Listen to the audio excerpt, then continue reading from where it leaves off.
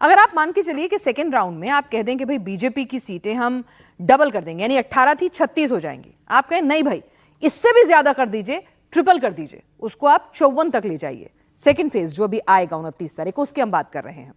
तो फर्ज कीजिए कि बीजेपी की सेकेंड फेज में अपर लिमिट 54 सीटें टच हो जाती हैं, तो भी आप सोचिए 148 में से आपको 54 वहां से मिल रही हैं, तो फिर आपको फर्स्ट फेज में कम से कम आपको 94 सीटें जीतनी होंगी। यानी फर्स्ट फेज की 152 सीटों में से 59 बीजेपी ने जीती हुई हैं, 59 को बढ़ाकर बीजेपी को मिनिमम 94 लेके जाना होगा। और ये तब हम उस सिनेरियो में कह रहे हैं जब सेकंड फेज में बीजेपी एक्सट्रीमली वेल करेगी, यानी 3 गुना सीटें हासिल करेगी। तो बीजेपी के पास अभी 59 है, जीत के लिए जरूरी मिनिमम अगर हम वहां पर बैंक करें कि सेकंड फेज में बीजेपी 3 गुना सीटें बढ़ा लेती है, 54 सीटें लेती है, तो 94 मिनिमम चाहिए।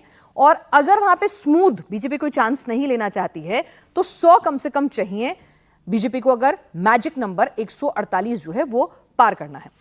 तो अब 35 से 41 सीटें फर्स्ट फेज में बीजेपी को हासिल करनी है। तो पिछली बार 152 में से 59 सीट ही बीजेपी हासिल कर पाई थी, और इस बार बीजेपी को बहुमत का मैजिक फिगर हासिल करने के लिए कम से कम 35-41 सीटें जोड़ ले तो बहुत ही अच्छा है, बहुत ही विन विन सिचुएशन। लेकिन क्या ये प्रैक्टिकल पॉसिबल है कि 152 में से 100 सीटें बीजेपी हासिल कर ले? इन सिनेरियोज पर भी हम चर्चा आगे करेंगे, लेकिन पहले जो हमारे साथ खास मेहमान जुड़ रहे हैं जरा उनसे भी बातचीत कर लें। हमारे साथ जो मेहमान जुड़ रहे हैं कि भाई ये जो 35 से 41 का नंबर है ये कहां से आएगा और कैसे आएगा। तो बीजेपी के प्रवक्ता भी हमारे साथ नहीं जुड़े हैं, तो इसीलिए पहले शुरुआत मुझे कायदे से तो ये सवाल सबसे पहले उनके पास लेके जाना चाहिए था। लेकिन संजय शर्मा जी, आपको लगता है, टीएमसी के प्रवक्ता हमारे साथ जुड़े हुए हैं, विवेक श्रीवास्तव जी हमारे साथ लेफ्ट के नेता जुड़े हैं, और मौमिता चक्रवर्ती राजनीतिक विश्लेषक इस वक्त जुड़ी हुई हैं। संजय शर्मा जी, आपको लगता है कि बीजेपी जो जीत का दम भर रही है 59 से आगे बढ़ेगी, ये हर कोई कह रहा है, लेकिन कितना आगे बढ़ पाएगी? आप लोगों का भी एनालिसिस होगा ना, वो क्या कहता है? देखिए, एनालिसिस साफ है।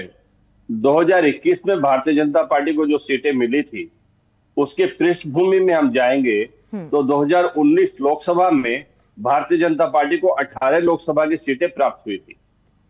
उस कॉन्टेक्स्ट में आप देखिएगा, विधानसभा चुनाव में 77 सीटें भारतीय जनता पार्टी को प्राप्त हुई थी। उसमें से काफी इनके विधायक हमारी तरफ आ गए, वो दूसरी बात है। और 2021 के बाद जितने उपचुनाव हुए हैं, भारतीय जनता पार्टी हर जगह भारी मतों से हारी है। कहीं भी कोई फाइट में वो लोग नहीं थे। और फिर 2024 का जो लोकसभा चुनाव था उसमें आप देखिएगा कि इनकी 18 सीटें से घटकर 12 सीटें रह गई हैं। तो भारतीय जनता पार्टी के दोनों फेज में उसी कॉन्टेक्स्ट में सीटें रहेंगी, और मुझे दूर दूर तक यह दिखता नहीं है कि इनकी सीटें कोई बढ़ने का कोई चांस है, बल्कि इनके 16-17 सीटें कम हो जाएंगी। ठीक है, वो 16 सीटें जो आप कम करने की बात कर रहे हैं वो कौन सी सीट होगी?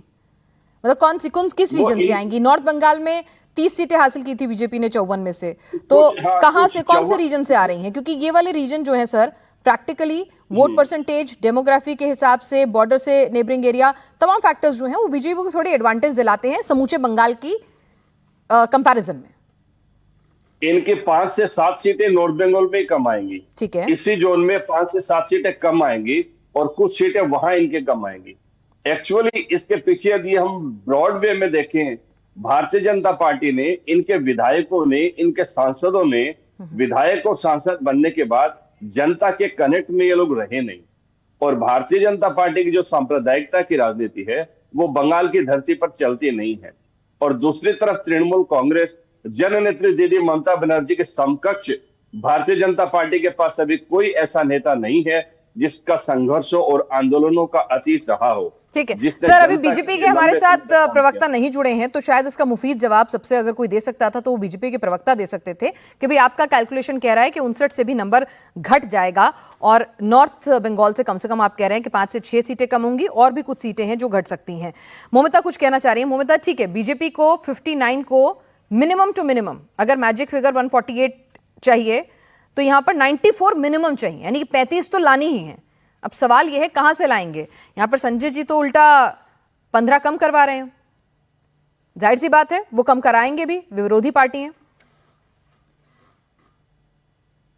मोमिता, शायद आपका ऑडियो ऑफ है, एक बार उसको अनम्यूट करें।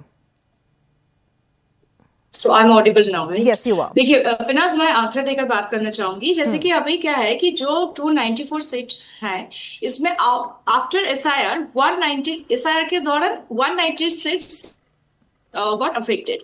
तो out of that 190 seats TMC को 111, फिर भाजपा को 68 एंड बाकी 10-12 seats left Congress and others में गए थे।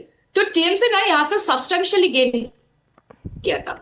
अब कोर एरिया, जो कोर पॉकेट हम कहते हैं, 74 सीट्स इसमें 4 सीट्स में, मतलब जो मुसलमान एरिया है उसमें से टीएमसी को मिली थी 54, भाजपा को 8 और बाकी 12 में से लेफ्ट और कांग्रेस मिला के। तो इस साल क्या हुआ है कि जो डिलीशन है वो डिफरेंसेस ज्यादा है, क्योंकि एसआईआर में हमने देखा 91 नाम रिमूव हो गया था, फिर फॉर्म 6 के दौरान और भी 7 लाख नाम ऐड हो गया था। तो अभी टोटल डिलीशन इज 83 लाख के आसपास, ठीक है।